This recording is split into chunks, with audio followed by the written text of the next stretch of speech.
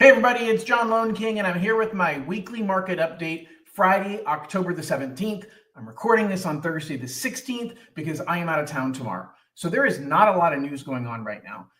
Interest rates have been bouncing around. Federal government's been closed. So we haven't been getting a lot of reports. We're waiting for the Federal Reserve to make an announcement a week and a half from now that we think they're going to lower interest rates, but don't hold out hope that that's going to mean mortgage rates are going to drop. They're already lower in anticipation of that. And so if you haven't understood that, listen to my previous podcasts. I go into it a lot in depth.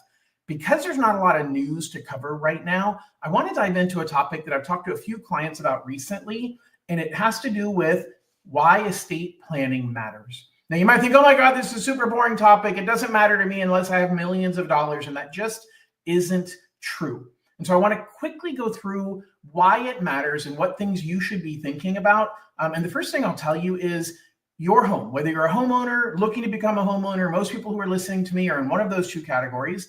Your biggest asset that you'll ever amass in life is likely to be the equity in your home.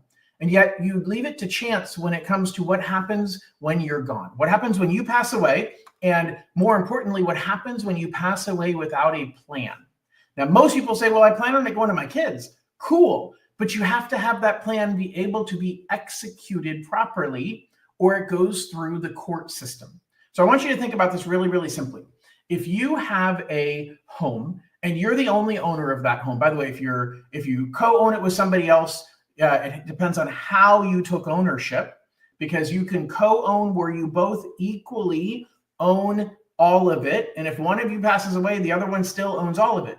Or you can own separately where one of you owns half and the other one owns half. And when you pass away, that half goes back to this person. Or you can have it so that each of you own half, and when you pass away, your half goes through the estate process, even though this person is still alive. So that's step one. Know how you hold title. That has to do with whether you're holding title as joint tenants or tenants in common or community property with right of survivorship. I'm going to pause right here and say I am not an attorney. I'm not a tax preparer. I'm not a CPA. I can't give legal advice. I can't give tax advice. So everything I'm about to tell you is my own opinion. It is not tax advice. It is not legal advice. It's me talking to you as a friend. Okay. So the difference between those four ways of holding title, I'm not even going to get into, because I don't want you to hear, oh, John said this version means this. I'm not going to go into that. I'm simply going to say it has to do with how you own with someone else, and whether you guys own together, whether you own next to each other and it goes to the other person, or you own next to each other and your portion goes to somebody else. Okay, so those are the critical pieces when it comes to joint ownership. But here's the key. Whether it's joint owned or owned as an individual, what happens when you're the last one standing and you pass away? And what happens is, if you don't have a living trust, and I'll explain to you what a living trust is in a second, then nobody can sign your name. So you might own the home, and you might say, my kids are going to get the home. And your kids may legally be the right ones to get the home. But who signs over the home to your kids? They can't sign your name and notarize your name signing it over to them. The court system is the only one that can assign the ownership of the asset from you, now that you're deceased, to your family, to your heirs. That process is called probate. The only way to skip probate is to have a living trust. Okay, so these are kind of estate planning basics of what you're looking at. As you're saying, hey, what's going to happen when I'm gone? Who do I want to get my assets? Not just the home, but your bank account, your retirement accounts. Now, your retirement accounts, you must elect a beneficiary.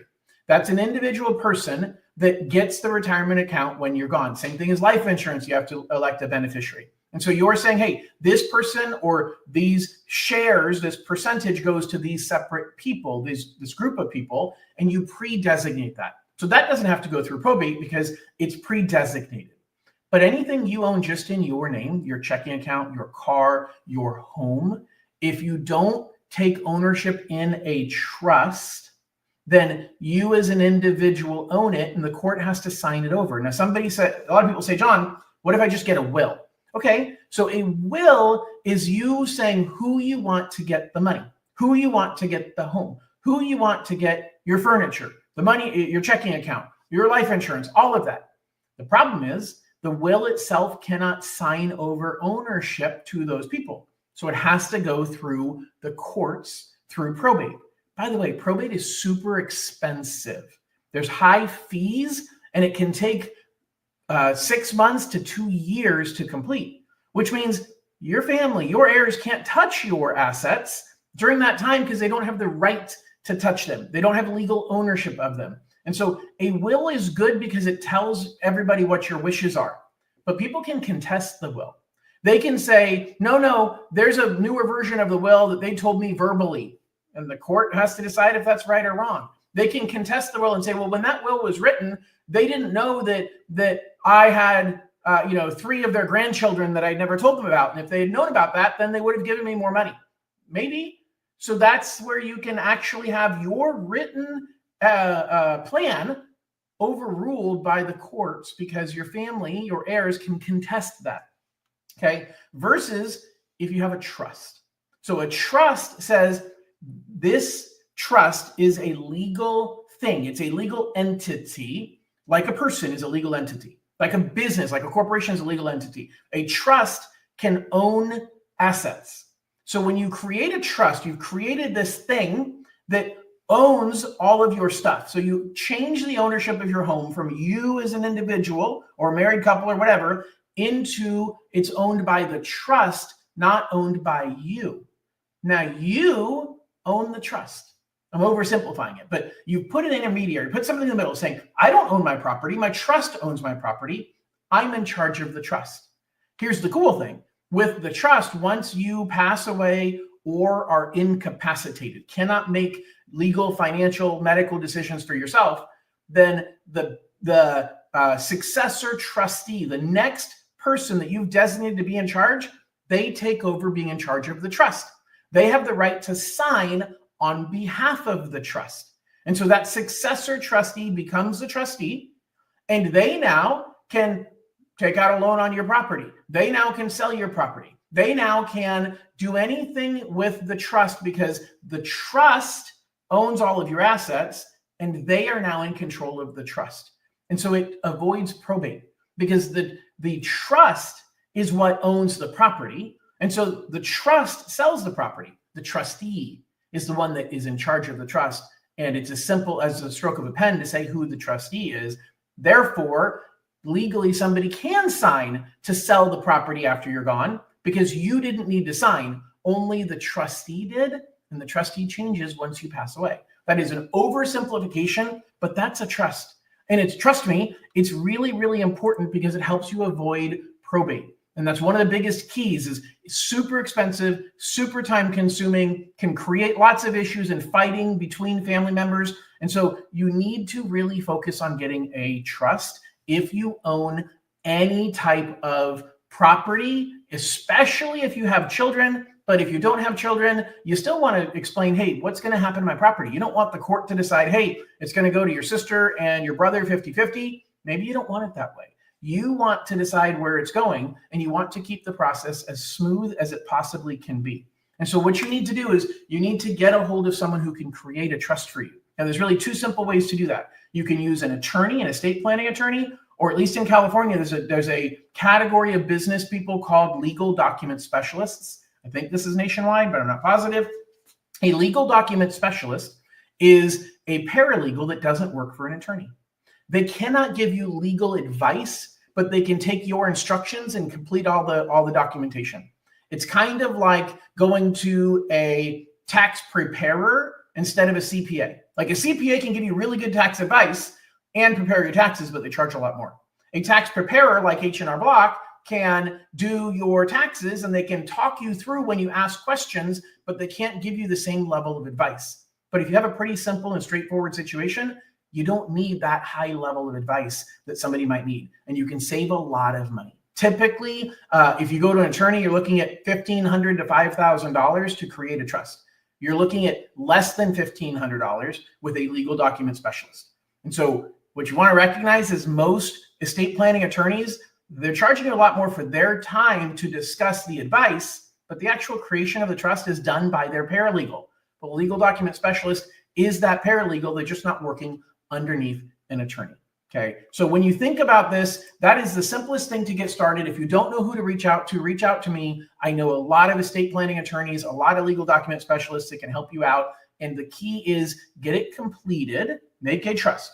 Okay, transfer the ownership of the property into the trust, and then keep your plan updated if something changes. If you have children that are under 18, and now as your kids start turning 18, you're going to rethink your trust. You're going to say, well, first of all, I don't have to worry about caring for my children anymore. And secondly, maybe my children should be the trustee, maybe, because they're the ones that are in charge of making the decisions. So you want to make sure you're picking wisely who you choose as a trustee. But guys, just in summary, you want to protect yourself. You want to protect your family. You've worked really, really hard to build an asset, to build a legacy that you can pass on to your children and your children's children. And you don't want that to get tied up in court. You don't want the money to get lost in legal fees. And so understanding the basics of a trust and getting one established is critical in helping you to avoid probate that costs your heirs time and it costs your heirs money. And a will is not good enough. A will simply tells them where you want the money to go, but it doesn't make the money go there. And a judge can throw out your will or change your will, not change your will, change the execution of the will based on people contesting the will and saying, I don't believe that was really what my mom or dad wished. And I think they wanted this, and that's what they told me. And the judge can agree or disagree with that. Is that really how you want things going down? Do you really want your heirs fighting when you're gone? Or do you want to make it simple and say, hey, it's smooth. I've created this wealth that I want to pass on to you, and you want it to be a good thing, not a bad thing. And so it's critical for you to do it the right way. So hopefully that's been helpful. If you have any questions about this or anything else, post in comments. Reach out to me directly. I am interviewing for the job of being your lender. So scan this QR code if there's anything I can do for you. And I look forward to talking with you guys very, very soon. Have a great day. Bye-bye.